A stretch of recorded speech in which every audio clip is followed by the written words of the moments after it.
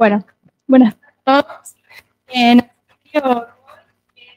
el segundo seminario de doctorado de Agustín Ross, titulado Shocks de gas alrededor de filamentos cósmicos. Su comisión asesora es Federico Stasicin, Ana Omil y Dante Paz. Bueno, adelante, Agustín. No sé si se tiene que ver eso.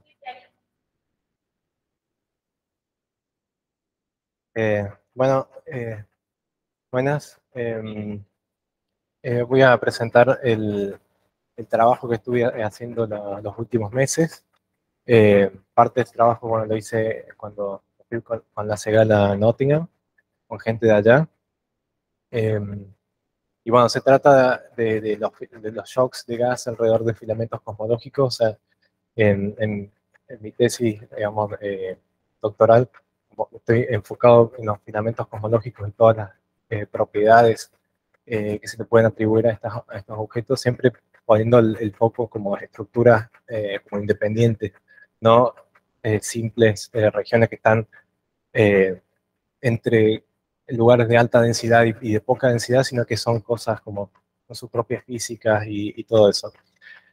El seminario va a estar en distintas partes. Digamos, al principio voy a hablar sobre qué son los filamentos cosmológicos para la gente que no está más en este tópico.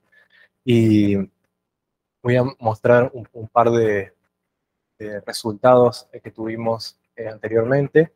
Voy a hablar de los datos, el trabajo en sí de estos últimos meses que estamos escribiendo.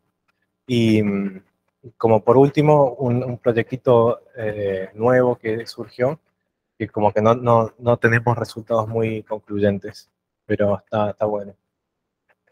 ¿Qué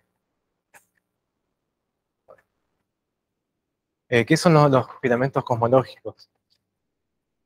Bueno, si vemos acá tenemos un mapa del cielo, del catálogo SDSS. Cada punto acá es una galaxia. Y bueno, acá tenemos un ángulo, y acá tenemos la distancia a estas galaxias en ratios. Podemos ver cómo están distribuidas estas galaxias en el universo, y vemos que si bien cumplen con el principio cosmológico, en el sentido que las densidades son más o menos homogéneas en las grandes escalas, y hay isotropía y todo eso, esto se da bueno, en las escalas grandes, ¿no? Cuando nos fijamos en las escalas chicas, vemos un montón de subestructuras y cosas, lugares donde hay un montón de galaxias sobre densidades bastante altas, y después lugares como estos que hay menos galaxias, ¿no? Esto es lo que se denomina la Cosmic Web, que son una red de filamentos vacíos, cúmulos y todo eso. ¿Cómo se forman estas estructuras? Bueno, en el universo temprano tenemos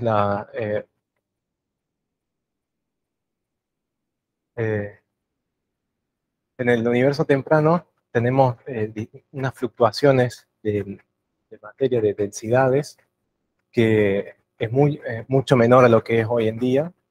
Acá tenemos una imagen del CMB, el fondo cósmico de microondas, y podemos ver el resultado de esas inhomogeneidades, la densidad que se puede ver como... Esto es un mapa, básicamente, del cielo, y, y cada puntito en cada puntito se calcula la temperatura, y bueno, y tenemos una desviación de temperaturas del orden de 10 a la menos 5, y bueno, estas desviaciones de temperatura son resultado de las inhomogeneidades que habían, que fueron por por culpa de la gravedad. Bueno, estas inhomogeneidades van creciendo, ¿no? Hay un modelo muy simple que es el de los panqueques de Seldovich, que asume unos campos de velocidades lineales, una primera aproximación del movimiento inicial del material al principio, y predice 3 tipos de colapso de las estructuras de manera muy, grosso modo, y esos 3 tipos de colapso dependen de cómo colapsan en los 3 ejes de esas estructuras, ¿no? Porque tenemos los panqueques, que vendrían a ser como cosas análogas a las murallas cósmicas, que tienen una compresión, o sea, un colapso en una sola dimensión. Después tenemos los filamentos, que son estructuras que colapsan en 2 dimensiones al mismo tiempo, pero no en la otra. Y después tenemos los cúmulos de galaxias, que presentan un colapso al mismo tiempo en las 3 dimensiones. Ese modelito más o menos simple ya predice este tipo de estructuras que se observan en la Cosmic Web.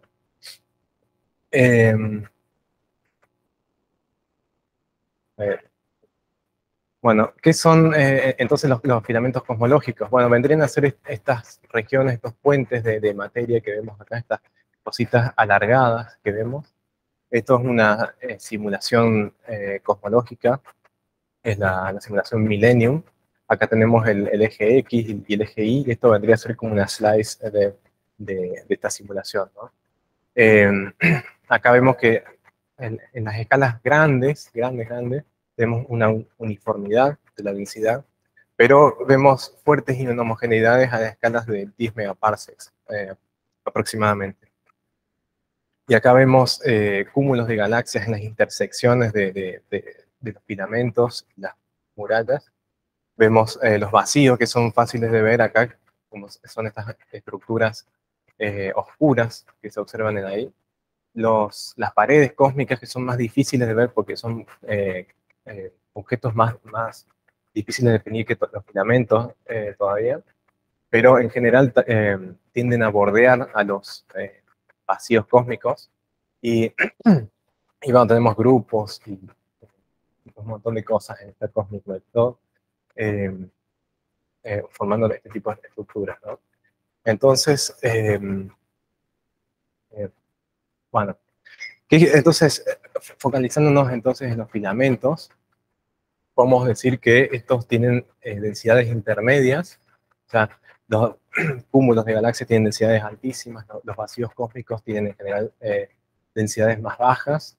Los filamentos están en el medio, pero hay bastante overlap en las densidades cuando uno compara otras estructuras como las murallas, ¿no? Y, o sea, hay un overlap. Entonces uno no puede utilizar solamente la densidad como para decir, bueno, esto es un filamento si la densidad es de tanto, porque hay bastante overlap. Después tenemos en el modelo Lambda Condor Matter, tenemos que se da un fenómeno de estructuras autosimilares, o sea que vemos el patrón de la Cosmic Web en muchas escalas. Eso no ayuda para nada porque vemos filamentos a muchas escalas. En algún momento, o sea, en el universo real se corta esta autosimilitud, ciertas escalas, pero igual hace difícil la interpretación de qué son los filamentos. Acá tenemos, por ejemplo, una imagen de un trabajo en preparación de una región de Void de tipo R, y esta esfera de acá es el interior del Void, y adentro del Void tenemos un montón de estructuras que estudiamos en este trabajo, y tenemos muchos filamentos. O sea, como para que se dé una idea, este tipo de estructuras aparecen en muchos lados, aparecen también embebidos en las murallas y todo. En general es bastante complicado estudiar. Hay muchos algoritmos que se han desarrollado en los últimos tiempos que se basan en distintos métodos, distintas, ¿cómo se dice? Definiciones de lo que es un filamento. O sea, algunos se basan en los campos de densidad, otros se basan en las probabilidades. Por ejemplo, ponen un montón de cilindros en donde hay galaxias. Bueno, hay otros que se basan en los campos de velocidades. Hay un montón de métodos, y con esos métodos también tenemos un montón de sesgos debido a cómo se identifican. O sea, los filamentos que detectas con un un tipo de identificador son diferentes a los filamentos identificados con otro tipo. Bueno, acá tenemos, por ejemplo, acá tenemos 3 catálogos de filamentos. Esto es un trabajo anterior. Tenemos 3 catálogos observacionales identificados con 3 métodos distintos: el catálogo de Temple, el catálogo de Pereira, el catálogo de Martínez. Y esto es un stacking en 2 dimensiones, en las coordenadas X, Y. O sea, es como que alineamos el campo. Vemos un filamento, lo alineamos y apilamos la señal con todos los objetos de estos catálogos y vemos cómo queda el campo de densidad. Y vemos que los 3 se ven de manera distinta. A esto me refiero con los sesgos. O sea, el tipo de filamento que estamos apilando son distintos. Acá tenemos los perfiles de densidad de estos catálogos y podemos ver que, bueno, tienen, o sea, básicamente sería el perfil de densidad en la parte central del filamento hacia los costados, y vemos que hay claras diferencias entre los perfiles. Así que bueno, es como muy complicado.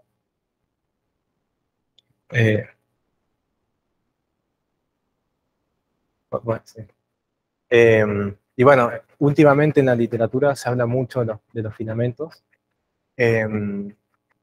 Por ejemplo, está la noción de los filamentos como autopistas de material, porque hay trabajos que estudian a los filamentos y bueno, encuentran como una migración de galaxias en general, de las regiones de vacíos cósmicos hacia al mismo tiempo de las murallas cósmicas a los filamentos, y los filamentos, los objetos de las galaxias fluyen hacia los cúmulos de galaxias, ¿no? Entonces se podría decir que son como unas autopistas de material. Y también se estudia mucho sobre el pre-processing, que son efectos que tienen sobre las propiedades o la evolución de las galaxias. Uno sabe que cuando uno tiene una galaxia que entra en un entorno de clústeres, de cúmulos, o de altas densidades, sufre un montón de cambios por mergers, por run pressure, por lo que sea, y estos cambios pueden ocurrir antes al pasar por una región de tipo filamento. Entonces, acá tenemos algunos trabajos que se fijan en eso. El de Martínez y colaboradores, por ejemplo, que estudian las funciones de masa y ven como una transición más o menos suave entre las galaxias de campo, las de filamento y las de grupos. O sea que ven estos efectos producidos por los filamentos antes de que estos caigan a los grupos o cúmulos. Acá también vemos una segregación de masa. Esto serían las distribuciones de galaxias por rangos de masa con respecto a la distancia hacia el eje del filamento. Y vemos también estos efectos, ¿no? Tenemos también efectos de alineamiento del spin de las galaxias dependiendo de la masa. O sea, las galaxias de baja masa tienden a estar alineadas con los filamentos, y después hay a partir de ciertas masas empiezan a tener una perpendicularidad, una alineación perpendicular con los filamentos. Y en general también después tenemos otro trabajo, como para que vean que esto no es simple. En los filamentos, por ahí puede ocurrir que estás cerca del clúster y estás interesado para estudiar el pre-processing, y lo que ves en realidad son un montón de galaxias backsplash, que son las galaxias que ya pasaron por el centro del clúster y volvieron por un filamento. O sea, no es fácil hacer este tipo de estudios, porque las galaxias de los filamentos no necesariamente siempre estuvieron en un filamento, sino que pueden haber venido ya de dentro del clúster. Cerca de un 60% de estas galaxias cerca del clúster son galaxias backsplash, o sea que está contaminada esta muestra. Son galaxias que ya estaban afectadas por el clúster. Hay un porcentaje no nulo de galaxias en grupos también, que también pueden estar afectadas. Así que bueno, es un tema bastante activo. Y bueno, ahora las simulaciones de 300 Bueno, acá tenemos una slice de la simulación multidark. Acá tenemos, bueno, la coordenada X, la coordenada Y. Esto es un tamaño, una simulación cosmológica de 1000 megaparsecs. Tenemos 3840 al cubo partículas. Y tenemos solo materia oscura, ¿no? En esta simulación. Es un box cosmológico enorme. En este box lo que se hizo fue identificar los halos de materia oscura con el Rockstar Halo Finder y se identificaron cuáles son las 324 halos más masivos. A esos halos, que bueno, estarán desparramados por todo el volumen, lo que se hizo fue resimular estas regiones. Básicamente eh, se generaron estas regiones esféricas centradas en estos halos, en estos 324 halos, y se pusieron las mismas condiciones iniciales en el vecindario del cúmulo, pero con física del gas también. El otro era solo dark matter. Entonces, bueno, tenemos 324 volúmenes como este. Estas son las coordenadas X e Y. Esto es un slice también, una simulación. En general tenemos este tipo de objetos en el centro. Los cúmulos están centrados en cero. Por lo general, este es un cúmulo típico, este es el más masivo. Puede ocurrir que haya otro clúster en el vecindario del clúster, pero en general esta es la norma. O sea, uno tiene una cosa en el medio, el pico de densidad en el medio, y los filamentos que surgen radialmente. Entonces se identificaron los halos de materia oscura con la amiga Halo Finder. Se utilizó disperse para detectar los filamentos. Y bueno, esto identifica los nodos, puntos de silla, puntos de salida, ocasiones, etc. Y más o menos tenemos un patrón radial en estas simulaciones. Bueno, los trabajos previos, le calculamos los perfiles de densidad a los filamentos. Acá tenemos los filamentos con nodos chicos, conectados a un nodo chico, los filamentos conectados a un nodos medianos y los grandes, tanto para la dark matter como el gas, ¿no? Y bueno, igual esto es interesante, pero me parece lo más importante es esto, que estudiamos en ese trabajo, que es la caída, o sea, es la distribución de la velocidad radial del material en las inmediaciones del centro del clúster. Entonces tenemos la materia oscura y el gas separado dentro del filamento o afuera del filamento, ¿no? Vemos que para la materia oscura es como que las partículas no le importan si están adentro de un filamento o no, van a caer más o menos de la misma manera. Las rojas y las azules son afuera y dentro y afuera del filamento. Sin embargo, para el gas hay una diferencia clara. O sea, si estás adentro de un filamento vas a caer más fácilmente al centro del clúster, y si estás afuera del filamento puede que tengas velocidades positivas. O sea, puede ser que sea material que esté escapándose del clúster. Entonces hay diferencias fuertes para el caso del gas, y bueno, básicamente eso nos dice que el gas se inyecta de una manera efectiva a través de los filamentos del clúster. Y bueno, acá tenemos un clúster en particular, el número 14, y distintas cantidades físicas al mismo tiempo. Esto es una slice también bien finita, en la coordenada X, Y. Esto vendría a ser la densidad. Vemos que la red de filamentos que ha sido detectada más o menos coincide, o sea que está más o menos bien. Acá tenemos el número de Mach, que nos indica en qué regiones se producen shocks. El número de Mach está definido como, tenemos un frente de onda de shock, y nos dice el número de Mach, la fracción de esta velocidad del frente en comparación a la velocidad del sonido en ese medio. Y vemos, o sea, bueno, la estimación del número de gas, no voy a entrar en detalles, fue calculada por Sebastián Nusa, Pero bueno, básicamente por cada partícula de gas lo que tenemos es un número, que es el número de Mach, que nos ayuda a estimar si se está produciendo un shock o no. Como vemos en las regiones de filamento, el número de Mach es bastante bajo y, y todas las regiones que están hacia afuera tienen números de Mach más altos. Entonces esto nos da a entender que los shocks se están produciendo en las afueras, ¿no? Acá tenemos las temperaturas, la distribución de temperatura. Vemos que cerca del centro tenemos material muy caliente, temperaturas del 10 a la 8. En donde están los filamentos también las temperaturas son altas, pero no en el centro del filamento. O sea, en el eje del filamento no tenemos las temperaturas más altas, sino que hay unas temperaturas un poquito más bajas. Tenemos un pico a cierta distancia del filamento. Además, podemos ver dónde están los filamentos, que tenemos como estas entradas, digamos, es como que el gas pareciera que está empujando, se está llevando gas relativamente frío hacia el centro, y bueno, y queda con esta forma la nube de gas caliente. Acá tenemos la componente de velocidad radial, y vemos claramente los resultados del trabajo anterior. Las regiones azules son donde cae el gas y por acá pasan los filamentos.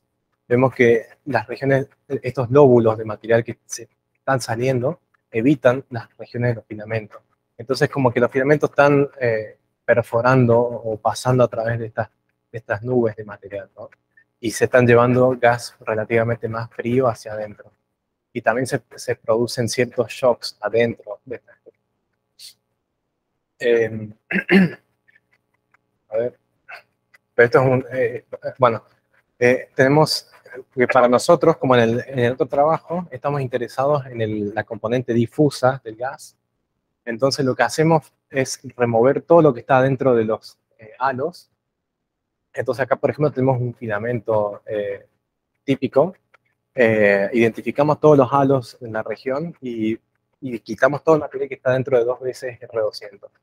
Que en este caso incluye los extremos y otros halos que están por ahí. Nos quedamos con todo lo que está fuera de las esferas. Acá tenemos un ejemplo de un filamento típico. Vemos qué es lo que le pasa a un filamento por donde removes toda esta región. Básicamente, si le removes 2 veces R200, te queda más o menos así. Te quedan huecos en donde estaban los halos. Y acá tenemos el diagrama de fase de densidad en este eje y temperatura en este otro eje. Y acá vemos, sin remover nada, tenemos el diagrama de fase completo, pero cuando vamos removiendo 1 vez, 2 veces, 3 veces R200, nos quedamos con material difuso. Nos quedamos con este caso.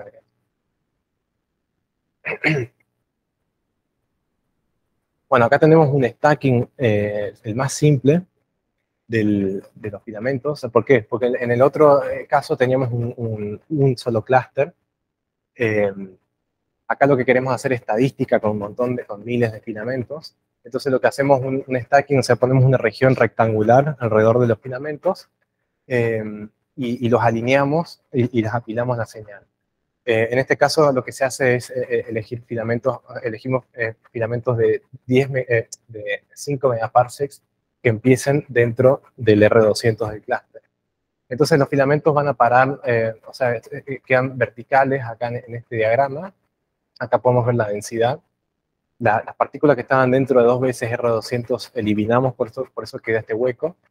Y bueno, acá queda claramente el filamento. Y vemos que esto vendría a ser el número de Mach. El color, o sea, el número de Mach es cercano a 0 en la región del filamento, ¿no? O sea, vemos lo mismo que vemos en la otra imagen, pero con cientos de filamentos. Acá vemos la temperatura y vemos que, bueno, cerca del clúster, esto siempre está alineado el clúster acá y el filamento va radialmente hacia afuera, ¿no? Sí. No, siempre es el central. O sea, obligamos a los filamentos que arranquen desde el centro. Entonces son siempre radiales. Entonces, cuando los alineamos en la dirección del filamento, vemos que las temperaturas también, o sea, crecen al acercarse al clúster central, pero también al filamento. Y nuevamente vemos que en el centro del filamento la temperatura no es la más alta. Y también vemos esta deformación en la nube de gas caliente en la región del filamento. O sea, de nuevo vemos que pareciera que el material está siendo empujado hacia adentro.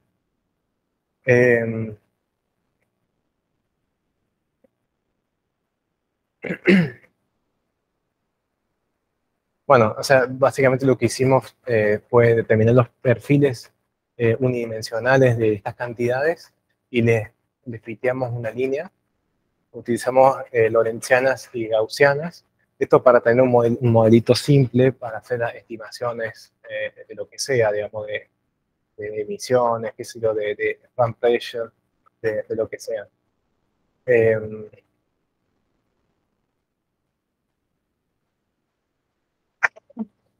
Bueno, el tema es que tenemos una simetría muy fuertemente radial, entonces lo que hacemos es aprovechar esto, ¿no?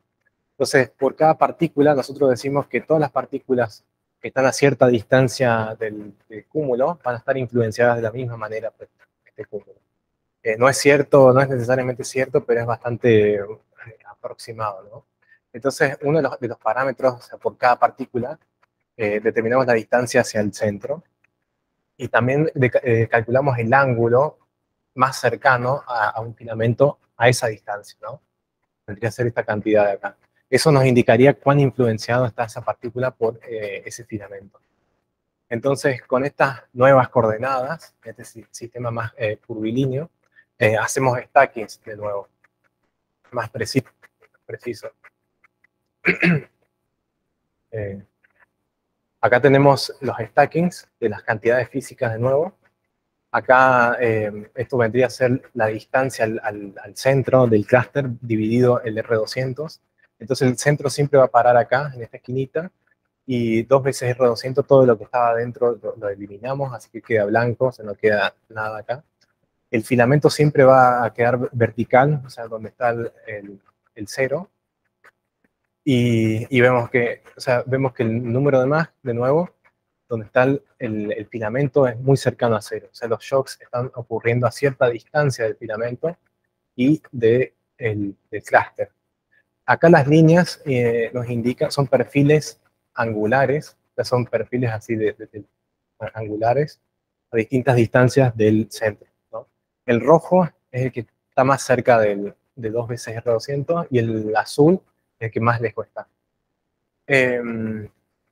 Vemos las temperaturas, por otro lado. Donde está el filamento también las temperaturas son más altas, donde está el clúster también las temperaturas son altísimas, y vemos de nuevo esta deformidad acá, cerca del filamento. Y también, o sea, no se nota bien acá, pero en el centro del filamento las temperaturas tampoco son más altas que... bueno, ¿por qué es esto? A cierta distancia hay un pico de densidad también, se ve todo lo mismo que en los otros casos, y acá calculamos la entropía. La entropía nos dice, o sea, si se conserva cuando el gas ha sufrido una transformación adiabática.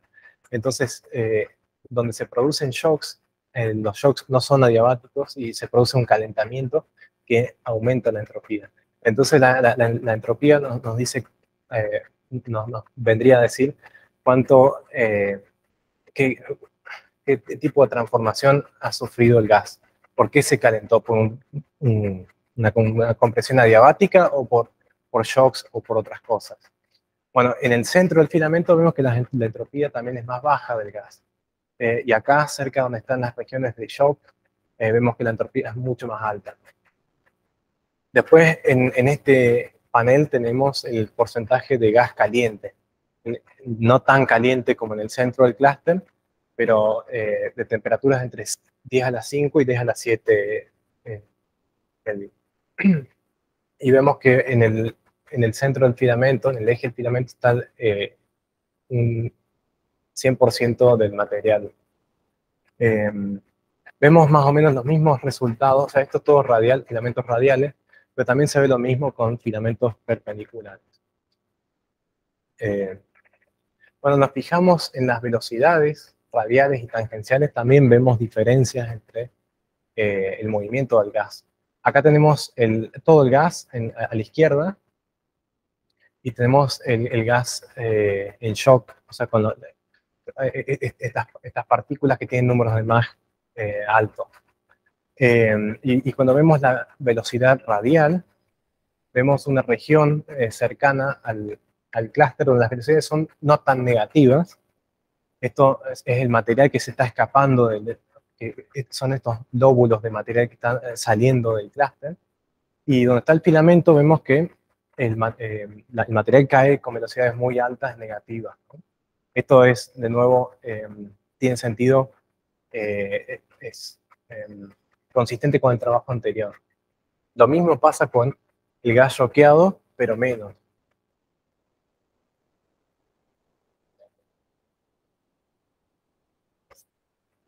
No, no, no. Claro, está cayendo, pero sí, sí, es impreciso.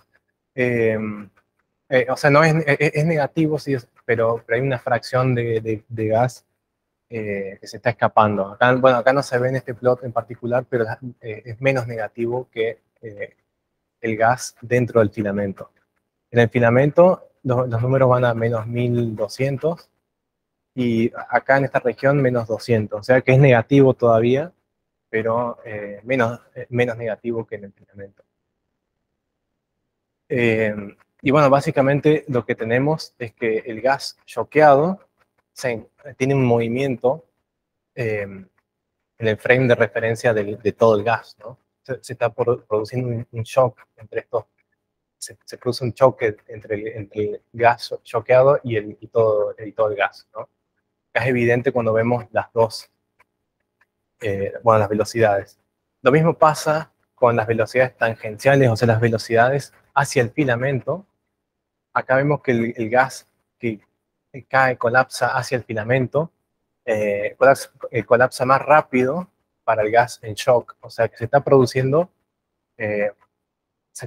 shocks entre el material que está en el filamento y el gas choqueado, ¿no? O sea, hay una diferencia de velocidades, las dos componentes.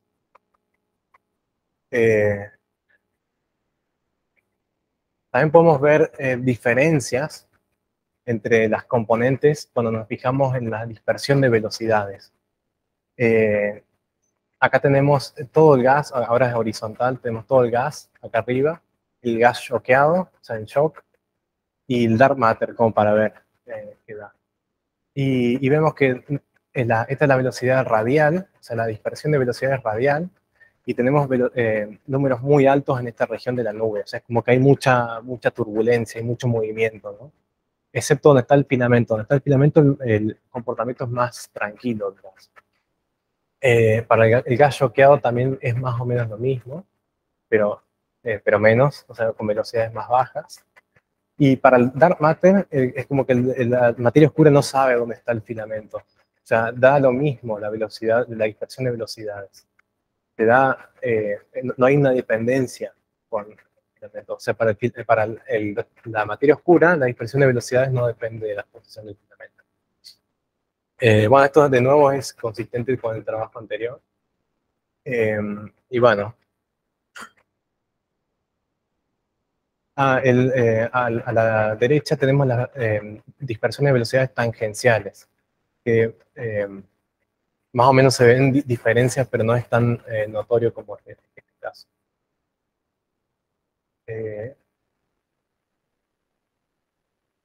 Bueno, ¿qué es lo que pasa entonces con el material? ¿Cómo se calienta? ¿Cómo se calienta el gas en estas distintas regiones? Acá tenemos un diagrama o sea, es compatible con los otros plots. Tenemos el filamento siempre iría a parar acá verticalmente. Acá está el centro del halo. Y bueno, acá está toda la región que sacamos, ¿no? Hasta 2 veces R200. Y vemos distintas tiras de material, o sea, nos interesa saber qué es lo que pasa con el gas que va a parar en esas regioncitas, ¿no? Entonces, bueno, el strip 1 sería todo el material que está en el eje del filamento, Y bueno, y el 7 es que está más lejos. Nos interesa evitar la zona esta de los lóbulos de gas caliente, entonces arrancamos desde 3 veces R200. Entonces lo que hacemos es identificar cuáles son estas partículas que van a parar ahí, en estas regiones, en este diagrama, y las seguimos en el tiempo para ver cómo evolucionaron. Y bueno, lo que encontramos es esto. Este es el diagrama de fase, esta es la densidad, y esta es la temperatura, sería la historia de la densidad y la temperatura de estas regiones. Y esto, si se acuerdan, era en el eje del filamento, ¿no? Las líneas punteadas se corresponden con la evolución del material de manera adiabática, ¿no? Son las líneas de compresión adiabática. Entonces, si la línea se mantiene, o sea, si un grupo de partículas sigue esta línea, significa que se comprime o se expande adiabáticamente, ¿no? Y vemos que las temperaturas que alcanzan esto vendría a ser, este extremo es en redshift 0, y esto es en redshift, no me acuerdo, pero en el principio de la simulación. Y vemos que las partículas que van a parar al centro del filamento siguen un comportamiento más adiabático. No se cruzan tantas líneas, o sea, es como que siguen más a estas líneas oblicuas, ¿no? Eso se ve más o menos a simple vista. Y las partículas que están un poquito más lejos del filamento, del centro del filamento, como las celestes o las azules, esas se cruzan más, y es como que tuvieran un comportamiento menos adiabático, como que están afectadas más por el shock de la... Y a medida que uno se va alejando hacia la región del vacío, las temperaturas también van bajando y se van acercando de nuevo a un comportamiento más adiabático. Y vemos acá que las temperaturas son bastante más altas cerca del centro, pero la que está más cercana al eje no alcanza temperaturas tan altas como esta otra. Creo que un poquito menos. Así que bueno, es como un diagrama así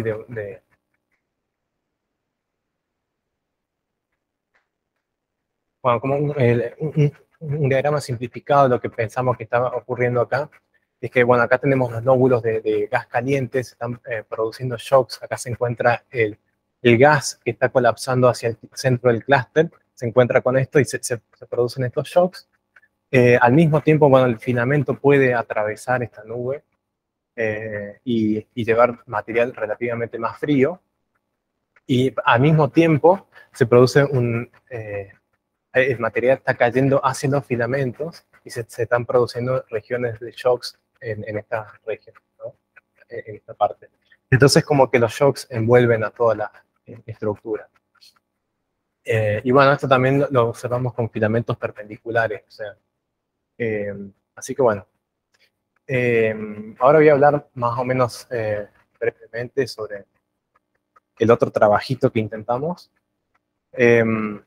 Bueno, este año me parece, bueno, sí, en Nature salió este trabajo que se estaba en la rotación de los filamentos, ¿no? Así tenemos un cúmulo acá y otro cúmulo allá. Observaron una rotación del filamento en este como esto. O sea, entonces las galaxias que están de este lado se acercan al observador y las que están de este lado es como que se alejan, está como girando, como rodando el filamento. Este tipo esto se observó con observaciones, se ven observaciones, y acá tenemos un stacking con cientos de filamentos, y bueno, acá vemos claramente una región del filamento, esto vendría a ser de un lado del filamento, esto es del otro, que se acerca y la otra que se aleja, ¿no? Hay un movimiento de todo, así como de rotación. Acá vemos el perfil de esta rotación, o sea, de un lado, bueno, se acerca, del otro lado recede. Y bueno, y queríamos ver si podíamos ver esto también con las simulaciones 300. Entonces, bueno, lo intentamos. solo que acá es diferente. Está toda la noción de que estas regiones son esferas, tienen una simetría esférica, todo está apuntando hacia el centro, entonces es como más difícil de estudiar este tipo de cosas.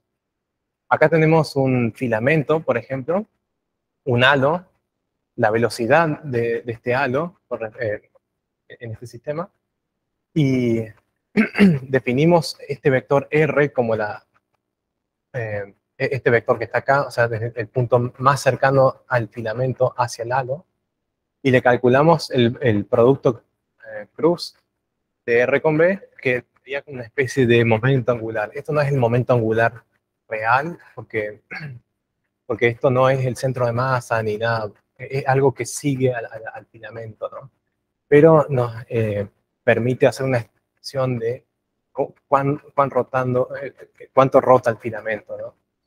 A este momento angular, entre comillas, le calculamos la componente en la dirección del filamento. Entonces, si es positiva, por ejemplo, esta componente, significa que, o sea, con respecto al nodo acá, vemos que el material está girando contra las agujas del reloj. Bueno, y si es negativo, es con las agujas del reloj. Entonces consideramos este S, que sería la componente de momento angular, este momento angular entre comillas, en la dirección del filamento, y le calculamos la media para todas las galaxias que conforman este filamento. Entonces, esto nos indicaría cuánto rotan los filamentos. Pero, ¿cómo comparamos esto con un filamento que no está rotando? Bueno, lo que hicimos fue, a este valor de S, lo multiplicamos aleatoriamente por -1, entonces de esa manera pierde esa coherencia en el movimiento y nos indicaría, o sea, de esa manera podríamos estimar cómo sería un filamento que no rota, o sea, como para estimar la hipótesis nula en este caso. La hipótesis, o sea, se condice el comportamiento de los filamentos con filamentos que rotan o que tienen un movimiento aleatorio, que no tienen un movimiento coherente de rotación. Bueno, lo que hicimos entonces es determinar estos perfiles, estas distribuciones del momento angular, y en azul tenemos los spines reales, y en rojo tenemos los spines random. Entonces vemos que hay una diferencia con los randoms. O sea, realmente hay una diferencia con el movimiento aleatorio. O sea que sí parece haber una diferencia, pareciera que están rotando los filamentos en general. Pero esto tiene un montón de problemas que no considera, por ejemplo, un grupo. Si uno tiene un grupo de galaxias moviéndose en una dirección, al hacer uno el tema de los randoms, uno desarma ese movimiento y sí o sí te queda diferente. Entonces,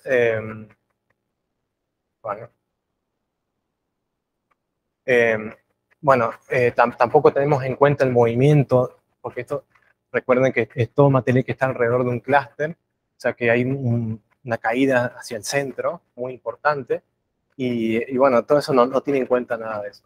Entonces, lo que hicimos fue hacer de nuevo esto, pero en este sistema de coordenadas curvilíneas.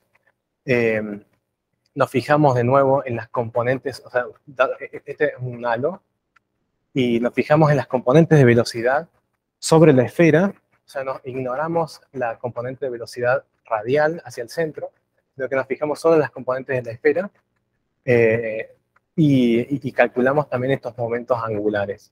Acá, básicamente, en vez del momento angular, calculamos el signo del movimiento. O sea, si esta galaxia o halo está orbitando en contra de las manecillas del reloj, nos da 1, le asignamos 1, y si se mueve para el otro lado, le asignamos -1. Como para arrancar por ahí. Entonces, por cada filamento, le calculamos el número, y consideramos todas todos los halos que forman parte de este filamento y le calculamos la media, ¿no? Y en este caso, bueno, ignoramos completamente la componente radial y bueno, estos son los resultados, ¿no? Esto vendría a ser la media de este movimiento en función del ángulo del filamento. Tenemos los rojos y los azules. ¿Qué pasa si nosotros encontramos una medición? O sea, supongamos que encontramos que los filamentos dan una rotación. ¿Qué pasa si originalmente, antes de calcular esto, rotamos en una dirección aleatoria a la red de filamentos y le calculamos de nuevo? Si nos da señal de nuevo, significa que está mal hecho, ¿no? O sea, porque encontramos que cualquier cosa que pones en el cielo tiene una rotación. Bueno, y básicamente eso es lo que nos pasó, digamos. O sea, repetimos el experimento al hacer rotaciones aleatorias con filamentos que no están correlacionados y vemos que hay diferencias entre los randoms. O sea, la línea, los puntos estos son los datos reales y estos vendrían a ser los random flips. Y bueno, para el caso azul tenemos la red de filamentos real. En el caso rojo tenemos la red de filamentos ficticia y vemos diferencias entre los random flip y los reales. Las vemos con los dos casos. Entonces, bueno, esto es un problema bastante grande. No lo pudimos, no lo pudimos solventar, digamos. Así que, bueno, esto es parte del trabajo futuro, ¿no? Entonces, bueno, las conclusiones y trabajo futuro. Como vimos en el trabajo anterior, el número de MAG es considerablemente menor en el eje del filamento. Las regiones de gas con alto... hay regiones a cierta distancia del cúmulo y del filamento con números de MAG altísimos, corresponden a estos lóbulos de este material. Tenemos una cáscara de gas alrededor de los filamentos con temperaturas más altas. Y bueno, estos shocks podrían tener un impacto en la evolución de las... Y por otro lado, esto no nos dio ningún resultado, esto de las rotaciones de galaxias. Pero bueno, vamos a seguir intentando. Así que bueno, eso es todo. Muchas gracias.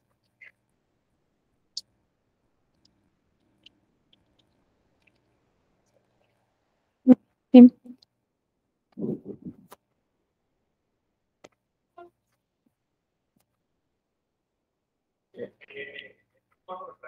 Trabajo ese de Nature. ¿Podés ver la rotación de los filamentos?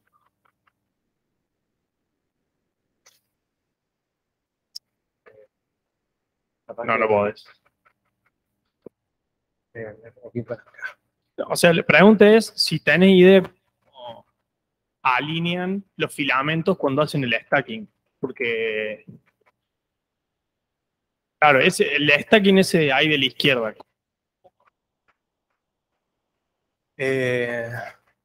Si, digamos, está rotando y contrarrotando, porque si lo decidís de acuerdo a cómo están rotando, te va a dar señal sí o sí, digamos.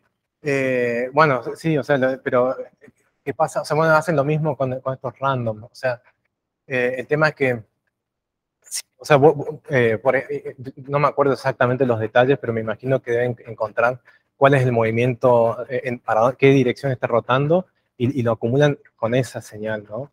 De manera que siempre te sume.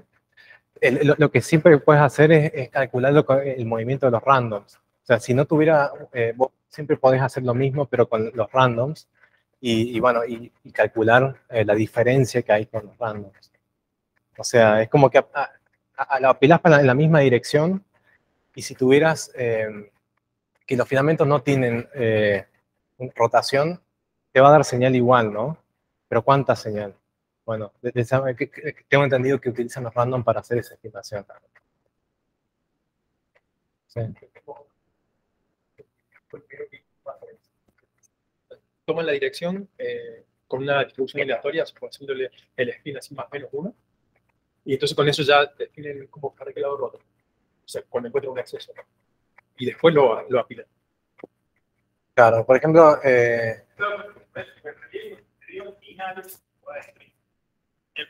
eso que te da el final, que decir que no te da señal porque le chingas todos los filamentos y seguís teniendo señal, sí. como suena a eso de antes, digamos. Sí, o sea, pero está mal, o sea, o sea, si vos ves... Está en Nature, debe estar. Pero suena... ¿Vos decís esto o el otro? Claro, en realidad estoy preguntando por no el trabajo tuyo. El trabajo tuyo está clarísimo. Estoy preguntando por otro trabajo, así que no tiene mucho sentido. Sí, o sea, la verdad, si no estoy del todo seguro, pero... Bueno,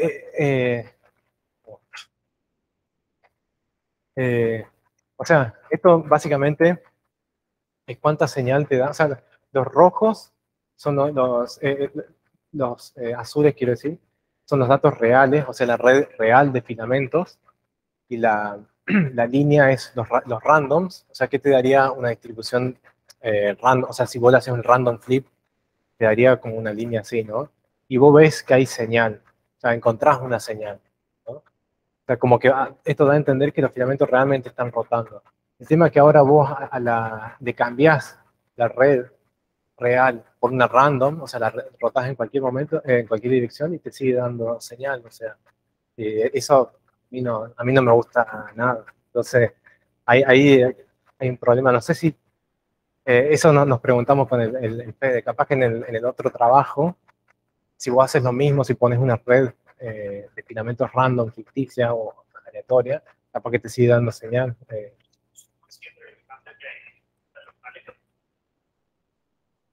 Bueno, hay un montón para ver acá. O sea, no es fácil con todo este tipo de cuestiones. Pero bueno, después cuando tenga tiempo ya avanzar. Sí, a mí me han surgido dudas parecidas.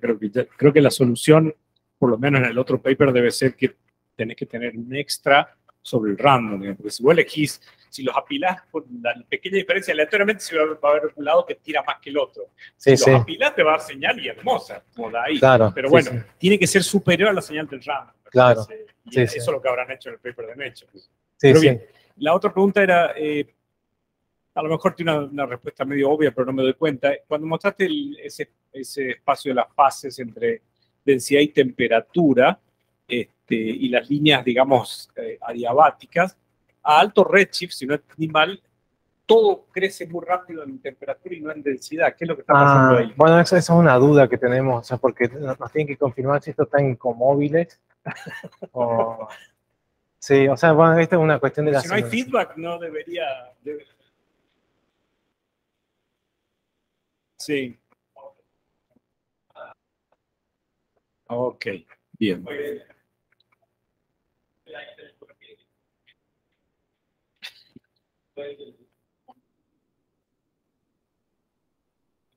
Eso es lo que...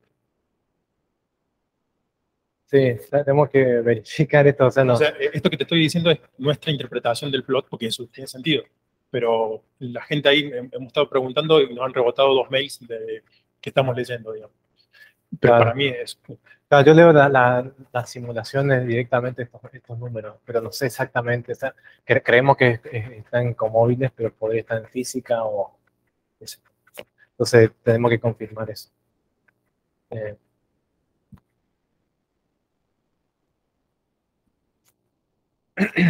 Agus, una pregunta. Cuando vos estás vos estás haciendo tu stacking de cúmulos centrales, ¿no es cierto? Supongo que tenés un rango bastante grande de masas que podría, de alguna forma, hacerte que estés mezclando filamentos en diferentes estados evolutivos y borroteándote algún tipo de señal, digamos. No sé si se entiende, digamos. Si vos, por ejemplo, mezclas cúmulos masivos, probablemente no estén todavía muy relajados, ¿no es cierto? O no tan relajados como cosas de menor masa, Y estaba Sí, sí. pensando si eso no tendría una consecuencia también en el estado de los filamentos. Sí, puede ser. O sea, de hecho hay un par de volúmenes de la resimulación donde hay dos cúmulos, pero también hay un parámetro que utilizamos, estoy 90% seguro. Me parece que hay un parámetro que se llama la relajación del clúster, y bueno, estamos haciendo stacking, estamos considerando solo los cúmulos relajados. Pero sí se podría hacer una separación en masa de los. Porque tenés muchos, ¿no? Sí, sí. Ahí de 10 a la 15 al 10 a la 13, me parece.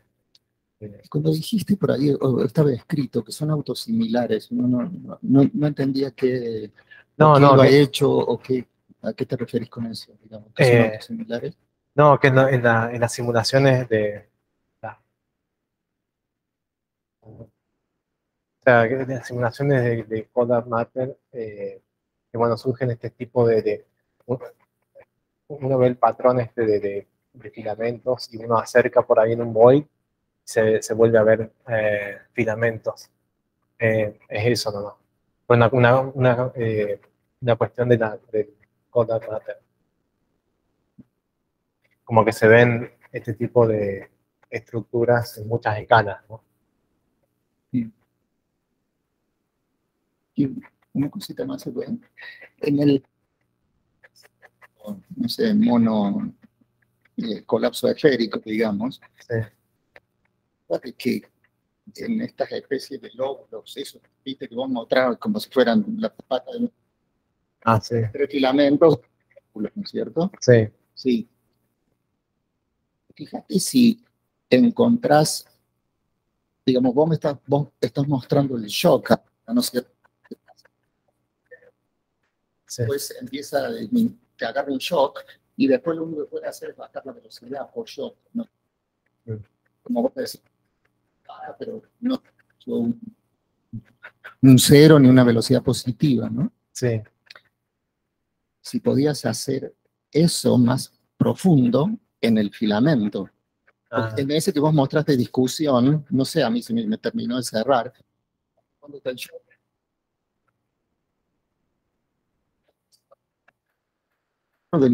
del cúmulo, ¿no? Yo lo que hubiera, ¿se entiende? Digamos, si pudieras dibujar el shock sí. que hace el complemento, ¿se entiende? Sí. El shock a lo largo de los filamentos podría estar, lo podés encontrar, si lo podés encontrar, mucho más adentro. Ah, sí, sí. Sí, sí. O sea, porque claro, o sea, es como que el material en algún momento, o sea, sí cae por el filamento, pero adentro, más adentro, tiene que haber velocidades positivas, ¿no? Sí, sí. Sí, yo creo que sí. Pasa que estamos ya en la colaboración, es como que hay gente que se fija más, estudia más las regiones centrales, claro. Mi jurisdicción es afuera. Hablar, digamos, así, superponerlo. Claro. Hola, Gus. Una pregunta, vos decías que extraías los grupos, ¿no? Para Sí. hacer todo este análisis. ¿Qué usas como grupos? ¿Qué O defines sea, como grupos? en realidad es todo lo que está dentro de 2 veces R200. Y bueno, el rango de masa va desde 10 a la 11, así que es todos los grumos, todos los grumitos. No Bien. tanto cosas chicas como grupos más importantes, como el centro también del cluster. Bien, bien, bien, bien. Con respecto a tréboles, ¿no? Un comentario y una pregunta. Sí. Con respecto a esos tréboles, me parece también habría que ver el hecho de que cuando hay mergers entre los cúmulos, esos mergers te pueden crear estas Sí, sí. hojas, ¿no? Entonces también Claro. no es solo que te está cayendo gas del difuso, sino un rebote Claro, sí. del objeto que merge. Claro, según el SEBA, esto se produce por un merger shock, esta explosión ahí en el centro. Pero bueno, pero es como que se escapa más libremente en las regiones afuera de los filamentos. Sí, hay trabajos hechos con simulaciones muy lindos que muestran cómo se van formando estas rosetas Claro. con los mergers. Bueno, la pregunta es, mencionabas vos filamentos radiales y filamentos transversales, Perpendiculares. perpendiculares.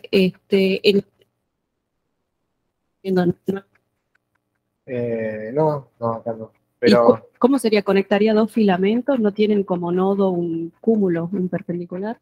A ver, ahí hay uno, por ejemplo, un perpendicular. O sea, igual esto es como un, no sé, esto es medio perpendicular, no es tan radial ni tan, hay un corte que ponemos en el.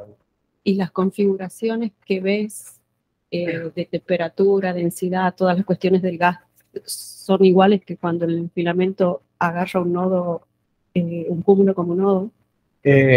No tan iguales, pero vemos el tema de los shocks, por lo menos para el tema de shocks. En los filamentos perpendiculares, el número de Mach es cercano a cero, ¿no?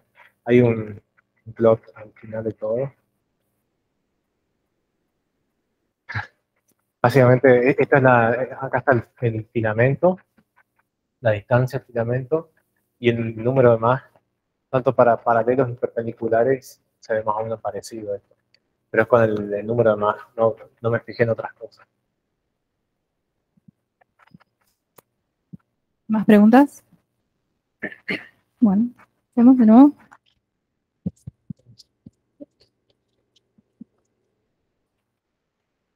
Ah.